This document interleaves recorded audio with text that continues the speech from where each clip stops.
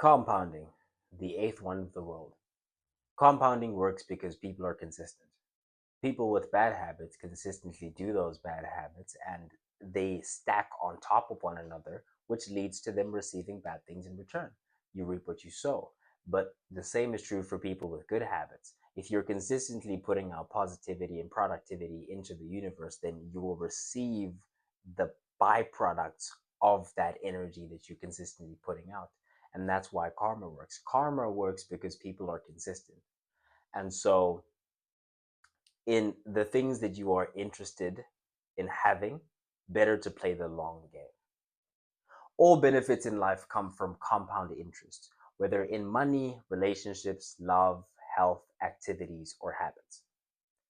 Only want things and people around you that you're going to have there for the rest of your life. Only work on things with a long term payout.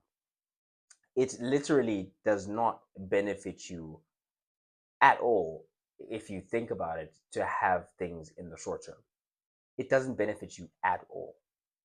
In terms of our major satisfactions, our biggest wins come from compounding.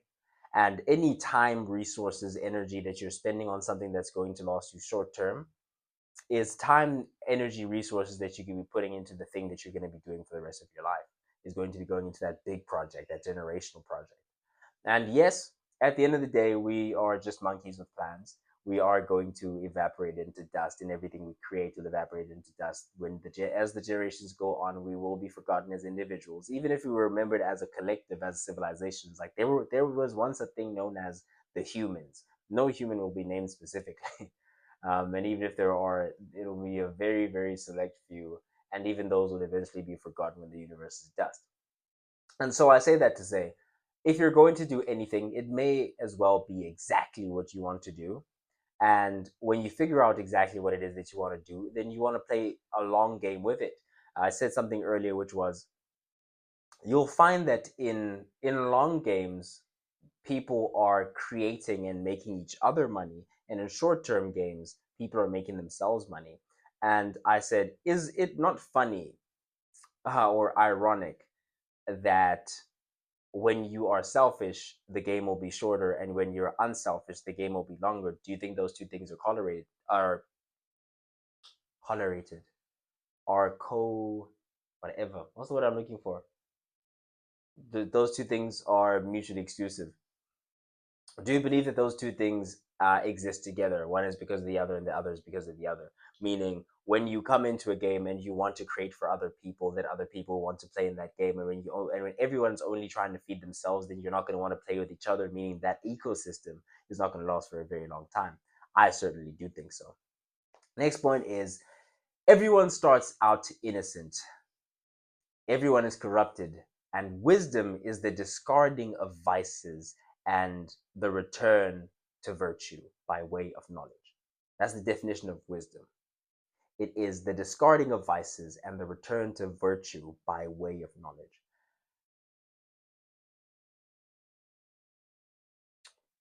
Recently, we described learning on this channel as same circumstance, different behavior.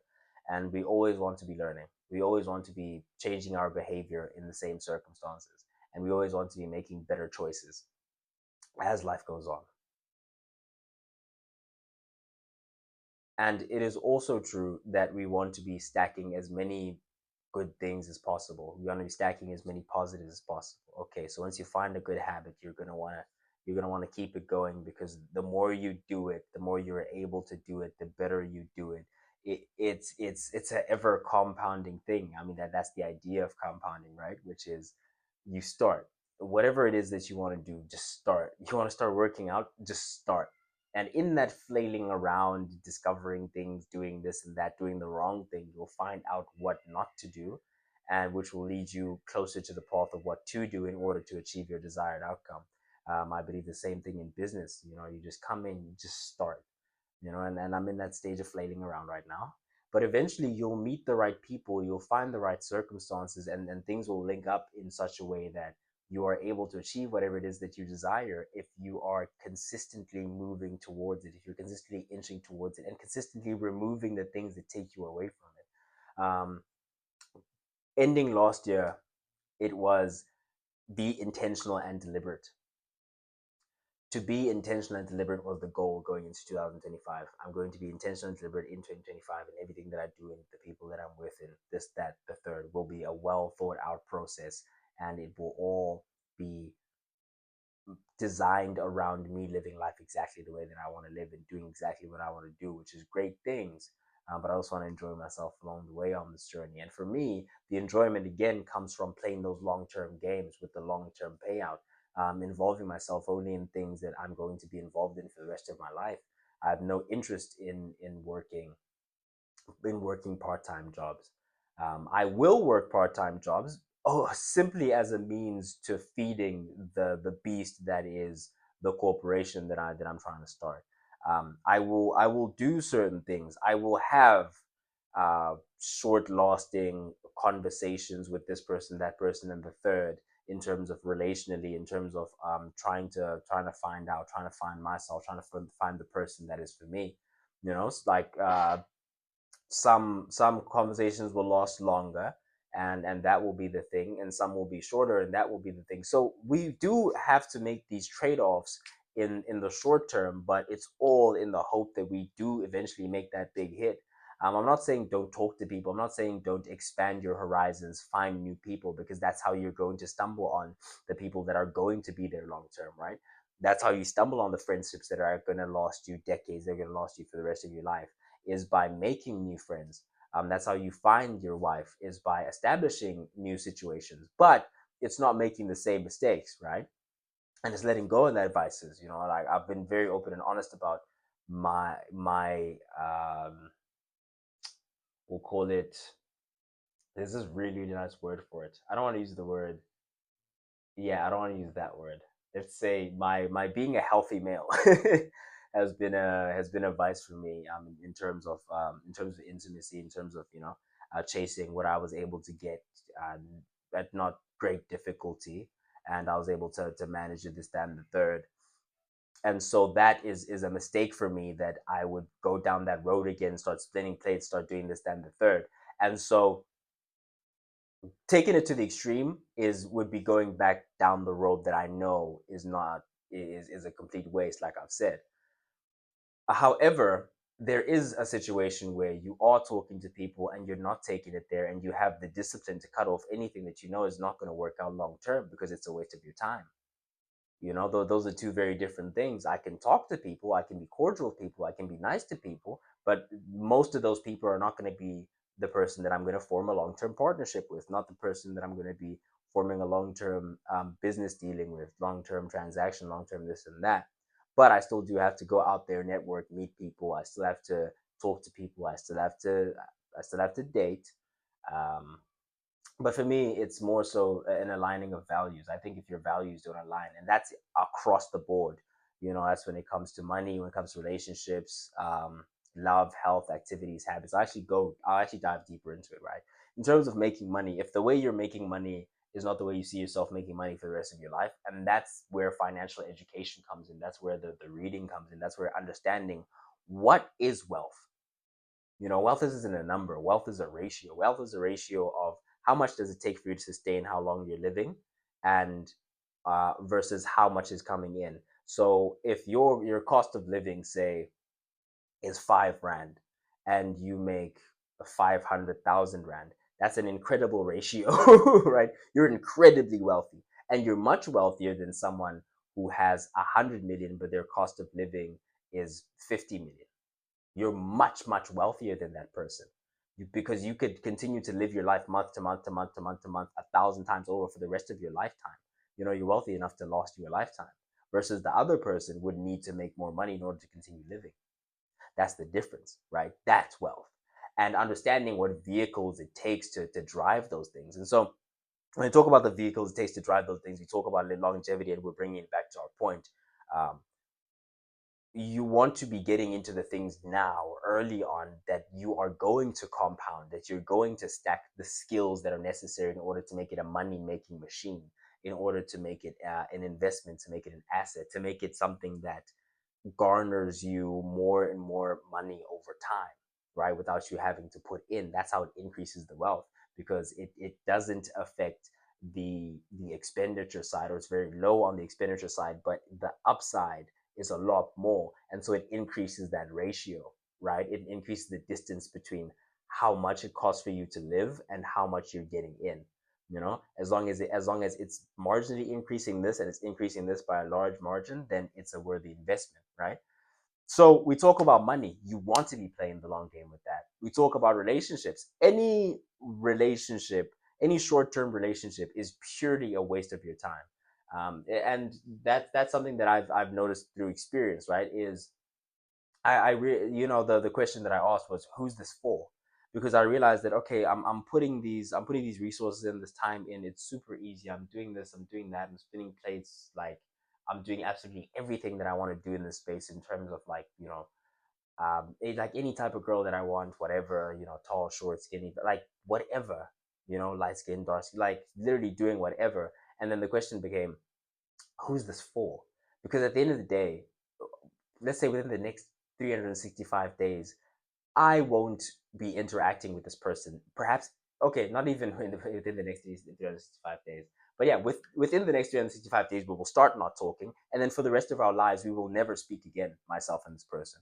And so, what was the investment for? What was the conversation for? What was, now we can retrospectively look back at it and say it was, it was for the purpose of teaching me this lesson, right? Which is a funny thing that I'm gonna get to later. Even if I don't remember, there's a funny thing that I'm gonna get to later, which is about life being looked at in reverse but lived forward. Anyway, when we talk about the relationship angle, it was, who's this for? Who is this actually for? Who am I trying to impress? Because I'm not impressed. They don't even know. They don't even know they're part of this ecosystem. So all this that I'm doing here is to benefit who exactly? So that's why you get rid of it, because you start realizing that there's nothing compounding about this. That's the thing. I hadn't thought of it in this way before, but I can tie it into exactly what I'm saying, in the sense that there's nothing compounding about it. What happens in this relationship, I can't take to the next one, and I can't take to the one after that. So that there is no stacking wins. Whereas when you're with this person, and you're with this person over time, every single act that you do, everything you remember, every moment you share compounds, and it all means a lot more. And we dial it back. We talk about the human lived experience is literally the only thing that matters in this life. Literally the only thing that matters for yourself should be your lived experience being the best experience possible. And that's why, again, I recommend reading so much, because you get to condense time frames. You get to live so many lifetimes in a matter of a week. You can finish a book, so that contains 30, 60, 100 years of knowledge. And so you've lived 100 years in a week. And so you can begin to change the way that you live life, and you can you can fine tune your lived experience so much, based on a lot more knowledge than you would ever be able to get yourself. Going back into relationships, we talk about stacking it over time, and that being something meaningful, not because it means anything to anyone but yourself and the person that also means a lot to you. You mean a lot to each other, and what you're doing means a lot to the both of you. And that's literally the point. You do the relationship, you do love for its own sake, because you want love, you want to experience love. And it's better to have stacked that love over a long period of time to experience something incredible, versus you don't get that same benefit if you're doing things in the short term. And that applies across the board to anything that I could ever tell you today. That applies to health. you know the sooner you start, the better it will be long term. And also, in health, you don't get into the things that are non-sustainable, or it would behoove you to get into the game, to get into the sport, to get into the whatever that will get you to interact, have the best lived experience with that sport, with that way of moving forward towards your health. And you also would gain a lot from being in that thing long term, because you gain the experience of becoming a master in that thing. among a lot of other things, and also obviously the benefit to your cardiovascular system. I talk about wanting this device that you're experiencing this life through to be the best device possible. I went home last December, and immediately I get home and kind of tweak my back doing this, but anyway, better than nothing, right? Which is I got there and my all my nephews were there and all these little rugrats running around, and I get there one by one. I pick them up, I chuck them in the air, chuck them in the air, chuck them in the air. Big hugs all around. That's all the nephews, and this is like your maybe 10 kids, that I'm talking about here. Um, and they all get a couple of pumps. They get chucked in the air. Some of them bigger than others. I think the oldest is probably around like 10 years old. So not like super light, but not super heavy either. So yeah, just get there. But the reason why I get to do that, I get to give them that experience, I get to have that experience, is because, like, again, I take care of my body, and those are the type of experiences that I'm talking about. And not just playing with the kids, in terms of like actually physically throwing them around. I'm not saying we should all do resistance training and get like strong and henching, but I'm saying playing soccer with the kids, playing rugby, throwing a ball around, running around, all that type of stuff that you can make you tap back into your youth. It can just, you know, enhance your experience in this thing called life. That's health. And that's why you want to be healthy over the long term. And that helps you within your activities, and the activities themselves, again, you gain the skill, you compound the skill, and it can be something completely much bigger than what it started as. For example, you learn basic math, and through that basic math you eventually learn to understand statistics, probability, this and that. You can take that, and you can go into understanding business, and then when you and because you understand math, you can understand statistics. Because you understand statistics and probability and the way numbers work and interact with each other, you can understand business. Because you understand business, you can begin to do things, go into businesses and solve problems. And through solving those problems, you are able to fix people's businesses, create these networks, this, that, and the third. And so because you know one plus one is two, that's where it all started. But you can stack the skills one on top of the other. And again, another example of that compounding that I'm talking about. And then the habits. I'm not going to say reading again. Should I say working out? What do you want me to say? There are certain things. Again, you can see that these things are absolutely lovely to me. Like this, like I can call a habit perhaps.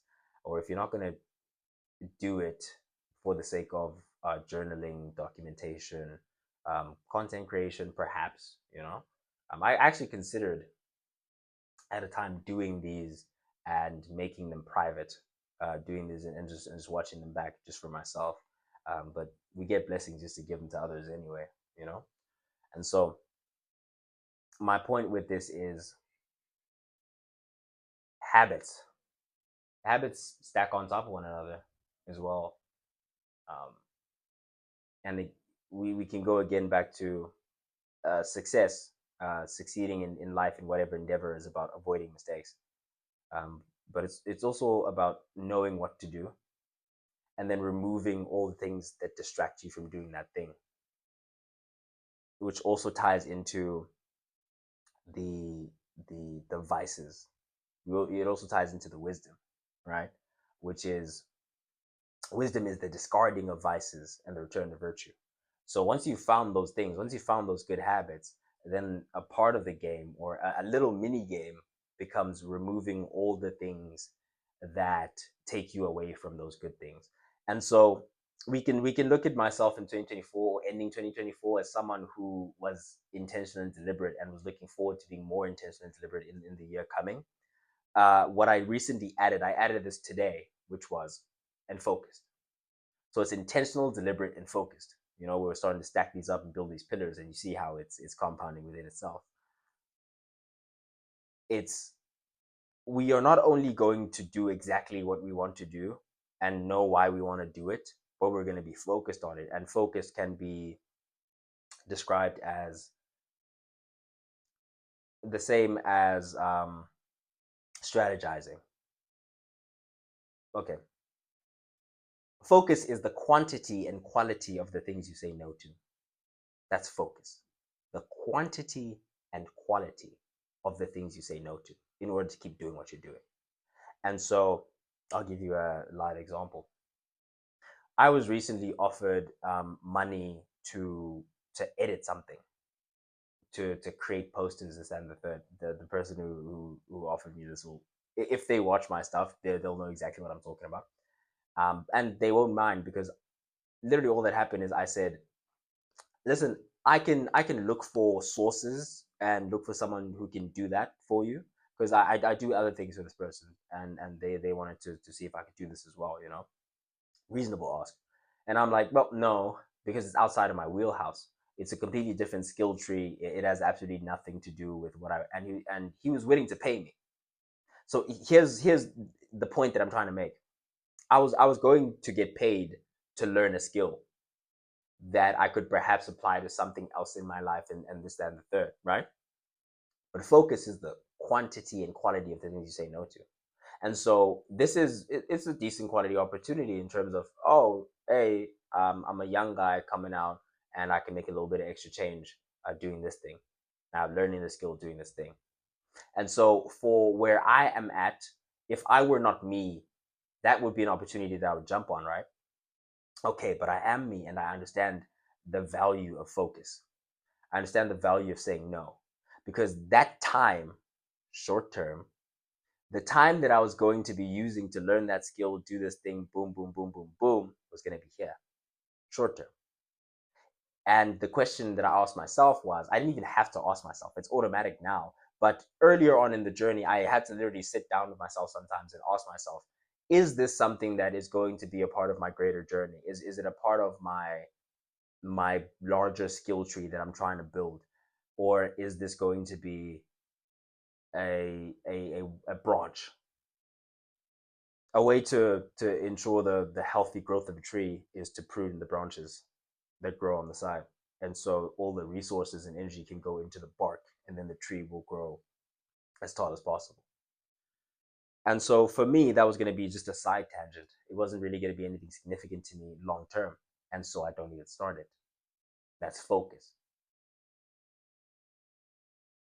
Reeling it all back because we did a lot of weaving, as Donald Trump calls it, weaving. I'm not a big Donald Trump guy. I'm not really into American politics, not too much. I obviously take some sort of interest in it because South Africa is and took on American neoliberalism and their capitalist system. So you do kind of have to be tapped in to see what happens there and how the markets are volatile, upward, downward, because it does kind of affect my country. Anyway, habits. You want to be stacking as many positive habits as possible, but you also want to be taking away as many bad habits as possible. You want to be taking away the vices, and you want to increase focus. You want to increase the hunger levels, desperation levels, and you must get more focused. Focus meaning, yes, you are intentional in what you're doing, and you do them very deliberately, but also remove any obstacles that would stop you from doing what you need to do, and say no to the opportunities. And this is a very big one from one of my heroes, Alex Ramosi. He wrote a couple of my favorite books on business, and he recommended actually the most recent one that I read, and it was incredible, life changing type of book. Can't wait to read more. And he struggled throughout his life. He has struggled with focus, right? Which is uh, when you're brilliant and you pick things up very quickly.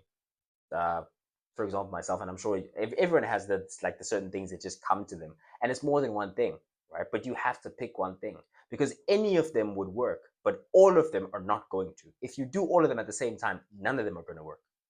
You have to pick one, you know, and that requires focus because when you are in when you get into sort of high leverage situations, when you get to become a person of value, people will come to you with opportunities because you are dependable, you're trustworthy. We know you can learn skills, we know you can learn them quickly, we know you can execute, and we can trust you to execute, we can trust you to show up because you do for yourself consistently. That's why you've built the body you've built, and that's why you're building the company that you're building, because you keep showing up. Okay. When people know this about you, they will come at you with opportunities, and those opportunities, for them, it is the be all end all. But for you, you need to evaluate: is this going to take me away from what I need to be doing, and is it going to break the momentum that I'm stacking right now? Is it going to interrupt compounding? Compounding is the eighth wonder of the world, and all you have to do is not interrupt it as best you can. Remove all obstacles and focus. Focus absolutely. Let's move on. Lest we make this video too long, we must move on, my friends. I know you're enjoying your time with me. I enjoy mine with you, but we must move on. We're moving on to a nice one as well. We're moving on to a gorgeous one. Yeah, and it's the second last thing that I'm going to touch on. Yeah. Everything is more beautiful because we're doomed. You will never be lovelier than you are now, and we will never be here again. You're dying and being reborn at every moment. It's up to you whether to forget or remember that. What I love, my favorite part, and the reason why it even made it to the notes is everything is more beautiful because we are doomed. I just love that. Because we're dying. Because you're not going to get to see sunsets. And this is a conversation that have I had this conversation externally? I don't think so. I was gonna say that I sometimes have, but I sometimes have it with myself, I guess, or I have had it with myself, and I think of it sometimes, which is, would you want to live forever? You know, and for me, that answer is no. Simply because, again, everything is more beautiful because we are doomed. I would add to that, everything is more beautiful because we know we're doomed. If you lived your life not knowing that you were going to die one day, I believe you would live a very hollow and empty life, and you would live with no purpose. How most people live, actually, now that I'm phrasing it, how most people live as if they're going to get another shot at this thing, which is, again, I'm African, right? Study African traditional sort of religion. Not completely. I don't completely develop myself to anything, to be absolutely fair, bro. I think, um, this is a tangent, by the way. I think we are meant to have our own individual relationships with God, just like the purpose of life is the purpose that you give it. It's an individual thing. It's a personal thing. Also, there is no purpose. Outside of what you decide it is, it doesn't exist, and eventually, we're not going to exist. But anyway,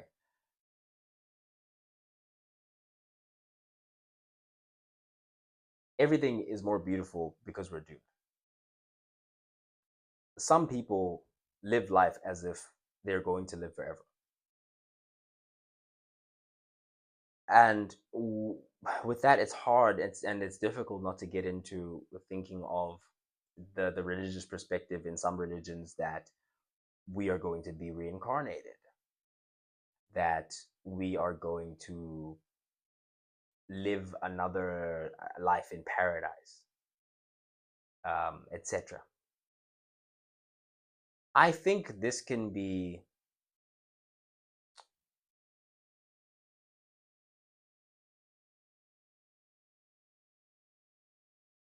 it can be disruptive. It can be clouding, from life, from living, because the truth is, you don't know what death is. You have no idea what death is.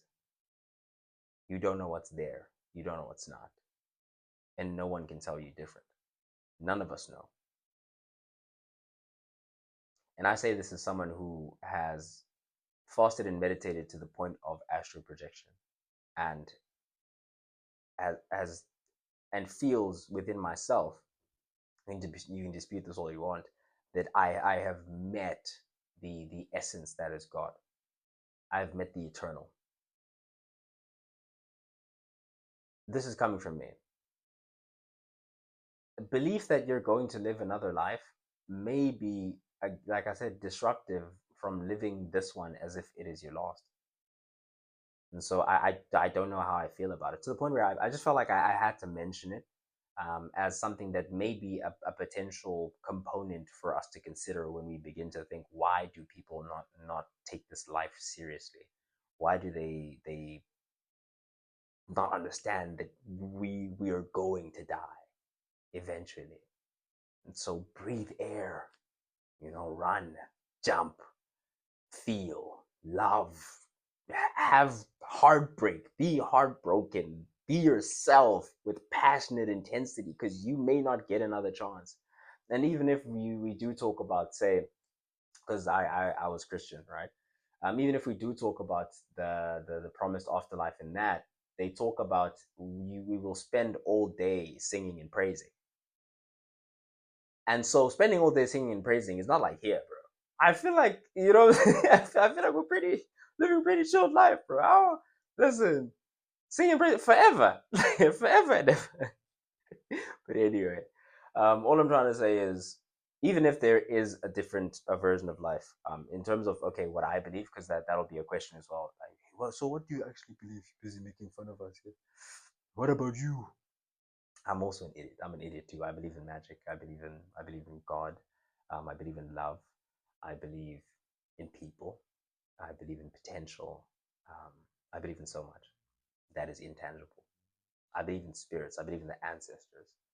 Um, I believe that even if you don't think of these things as fugazi, mystical, even if you think of your ancestry as this DNA right here, your facial features, the way that you react to certain things.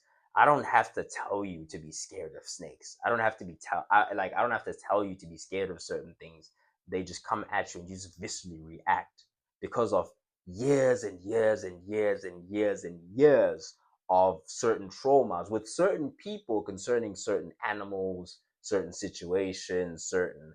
And so that's something we need to understand about ourselves, is that regardless of how you feel about it, like where you think we came from, whatever, there are years and years and years and years and years of code in your DNA. And because of that, you need to take the time to sort of understand self. You need to understand what makes you tick. And you need to, again, gain the knowledge, right? Um, it is wisdom is the what? Wisdom is the discarding of vices and the return to virtue by way of knowledge. So it's gaining that knowledge so that you can understand your vices, understand like what makes you tick, what habits do you have that you don't think are productive. Because just because the things are encoded and ingrained over millions of years doesn't mean that they're necessarily functional and serve you at this moment in time. For example, I do think, and I haven't said this or written it anywhere. This is the first time I'm saying it now. I do think there's something to my, like, the amount of um, drive, the amount of sex drive that I have. I feel like there's something to it, in that is interconnected with my ancestry. I do believe that there was someone there who was just doing something that they either shouldn't have been doing, or like there's something in the water there, because I talk to people and they don't really have the same experience that I have in terms of, yeah, in terms of how deep it goes, in terms of the like, it's fun to say now that, okay, no, I'm done with that, but people don't understand that when I was there, bro. When I was there, I treated it like a full-time job, chief. I was DMing around the clock, and then listen, volume negates luck. So if you just DM around the clock, eventually someone will like you, and then you blah blah blah. But like, I was systematic with it, right? um and so I got through a lot of it. And because you actually go through that loop and whatever, you start realizing the patterns, and you start realizing why it's a mistake, why it's not productive, this, that, and the third. And so the point I'm trying to make is, just because it's coded in your DNA, just because I I may have more I said this earlier, which is I used to say to myself when the situation came up mentally or physically where I felt, nah, I need that. I used to say, I'm just a man, and then I do it, and then I go for it or whatever. And so now the mental shift is, no, I don't have to give in. And if I have to be more than just a man in order for me not to give in, then fine, I'm more than a man. If that's what it takes, then so be it. And I say that to say, because I have the knowledge of the fact that it is a vice, it is something that is a bad habit in terms of what I want out of my life. It's something that is not virtuous for me. Removing it is going to allow me to spend more of my time, my resources, my energy, even mental energy, spiritual energy, going towards what I want to go towards. Okay, so I want to remove this from my life. Okay, boom, my life's better. But it may be something, like I said, that is coded in myself genetically. So just because it's a deep seated part of you doesn't mean it has to be a part of you. Don't be trapped by your identity, and don't be trapped by your memory. Even your ancestral memory has great parts of it, which is why I'm here now. I think the way I think. I love language as much as I love language. I love people. I want to connect people. I want to conquer. I want to rule. But I don't want to do it by way of extreme violence. There's very, very deep. I do believe that I had kings, I had leaders, and perhaps that explains the sexual drive as well, because they had access to copious amounts of women, but they were living in different times. And yeah, anyway, and so I do believe that there's king in me. There's a long line of kings in me, and due to that, it does come with a certain nature of wanting to be physically powerful, of strength. Like I'm incredibly strong. I've been incredibly strong my whole life. When I say incredibly strong, I mean I've looked up powerlifting records in my country for my weight class. Back when I was like lifting seriously, and probably like 80 something, whatever. Like at whatever weight I was lifting more than the records at that time. And this is true. Say, um, you can look it up even. I was lifting more than my national like records at that time. So I was like, man, if I went into powerlifting, but that's just me trying to go into briefly the strength. So what I'm trying to say is ancestral memory, not a bad thing. However, it can come with these vices, and it's up to you to focus. It's up to you to filter through, to say yes to this, say no to that, depending on what you want out of life, and the end result that you're looking for, and what you believe to be wisdom, according to the knowledge you've collected. What's the wisest thing to do moving forward? And is this a mistake that you can avoid making in future? Can you change? Can you learn? Can you change your behavior in the same or a similar circumstance? And the answer is yes, I believe you can. Back to what we were saying, which was, to live forever for me would make the sunlight a bit more dull, but it would also make the cold a bit warmer. Happy days wouldn't be as happy, but sad days wouldn't be as sad. Everything would just average out, because you'd understand how cyclical everything is, and just understanding that this too shall pass. But it would be absolutely like time would beat down on you, it would wear down on you. And imagine if you had to go through that forever. Now that's hell. That doesn't sound very, very pleasant to me. And so everything's more beautiful because we know we are doomed. And like I said, I believe that despite any sort of religious beliefs that you may have, I think it's very would be very beneficial to begin to think and understand that we are doomed, and begin to understand that you don't know what death is. And even if you don't feel that way, but please understand that this life that we're in now is going to end eventually. And I would love if you ended it exactly the way that you wanted to end it. If you ended it having lived it exactly the way you want to live it, because we don't know when our time is. And so anything before that, from now, from this very present moment, is a gift, is a present. And to live it in exactly the way that you would like to is just the best thing that you could possibly do, I believe. The democratization of technology allows anyone to be a creator, entrepreneur, scientist. The future is brighter. That's just a belief of mine. Um, yeah, which is being like, yeah, we've lived in very different times, or like those guys, ancestral. We lived in very different times, and there were very different demands put on us at those times. This, that, and the third. I believe we're living in a very fortunate time right now, despite how bad things may look in certain aspects. In certain other aspects, they're much better than they've ever been before, and the future looks bright. You know, and so yeah, constantly be stacking those wins, constantly be moving towards that bright future. Intention, being deliberate, and then focus on that. Focus on your intentions. And finally, which is the thing that I said I was going to dial back to eventually, the ironic tragedy is that life has to be lived forward, but only makes sense in reverse. The ironic tragedy is that life has to be lived forward, but only makes sense in retrospect. They say hindsight is 2020. You look back and you say, wow, this was actually so divine that I had to go through that, and it was rough. And I'll give you a live example once more. My life,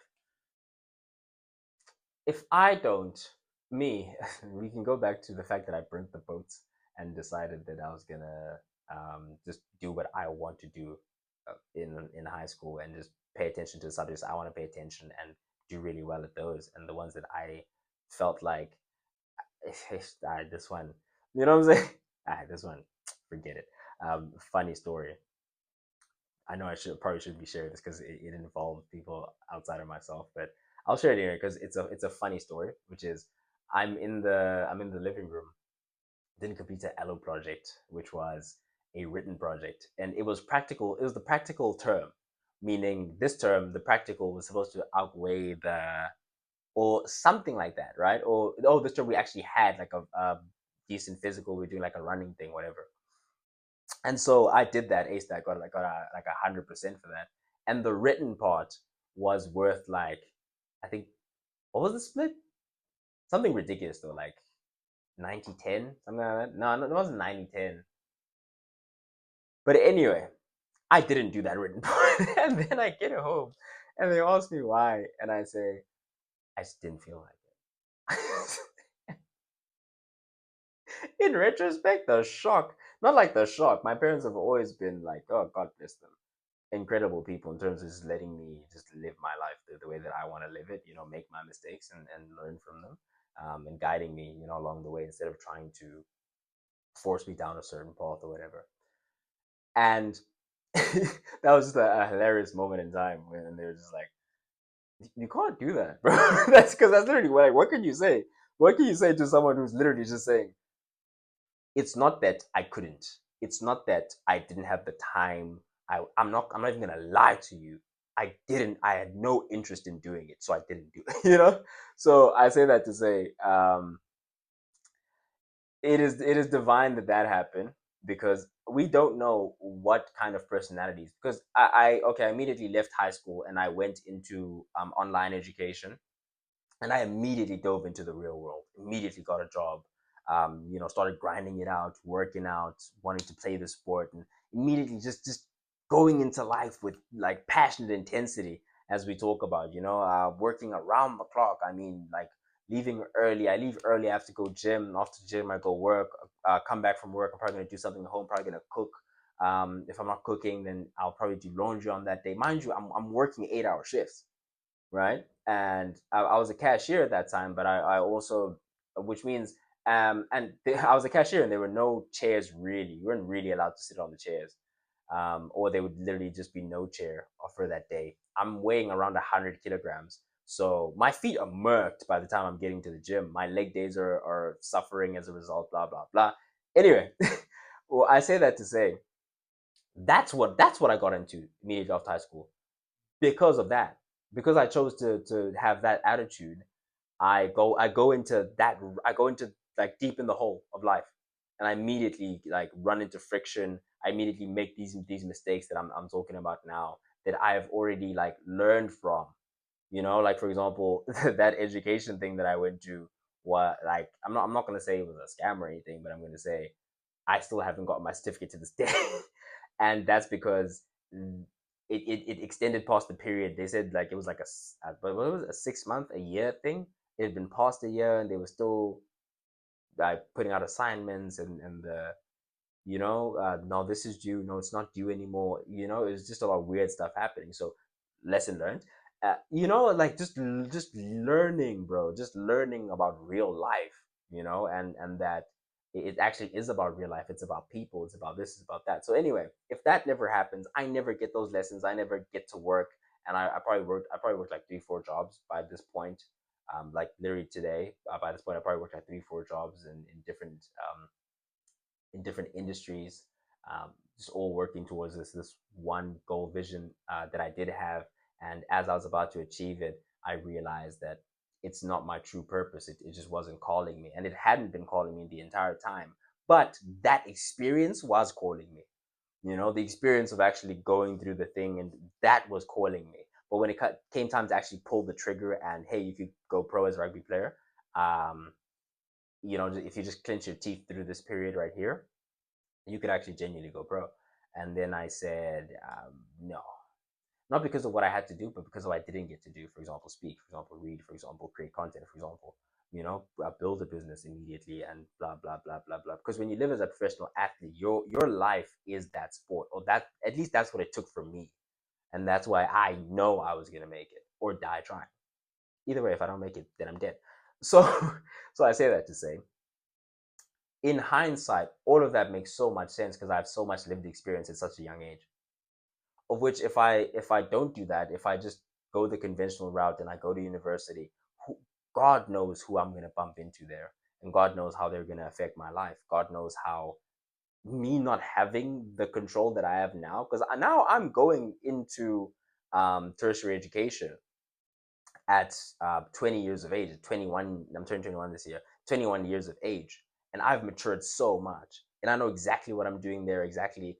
And I had this point to prove to self, which I have proved, and I learned was a redundant point. It was a stupid point, but it could have affected me much worse if I was in a situation where I'm far from home. I'm spending all these resources. I'm this and that. And I could have had maybe people in my life encouraging that way, because at least at that time I'm doing it by myself. Like I said, I couldn't share this with people because who am I going to talk to? Who's going to relate? I can't talk to the girls and tell them, whoa, I'm actually playing so many of you. I can't talk to the gents and be like, yo, bro, I'm actually banging this many chicks.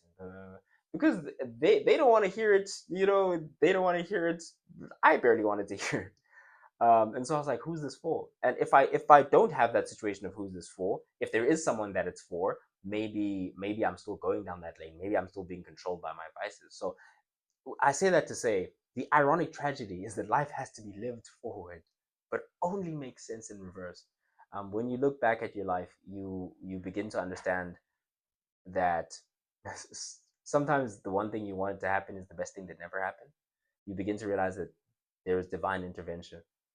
And so if you do begin to gain that wisdom, discard those vices by way of knowledge, if you realize that everything is beautiful because we're doomed and you'll never be better than you are now, and you need to live life from on a almost on a moment to moment basis, but based on the long game, if that makes any sense at all. If it does, then live that way. If you understand that right now you have the opportunity, due to the time that you live in, to be anything and everything that you possibly want, and you understand that every step that you're taking is divine if you learn the lessons from it, then you can take advantage of the compounding of those good things that you learn, and you remove the negative compounding, because negative compounds too. All the bad habits compound too. It all adds up.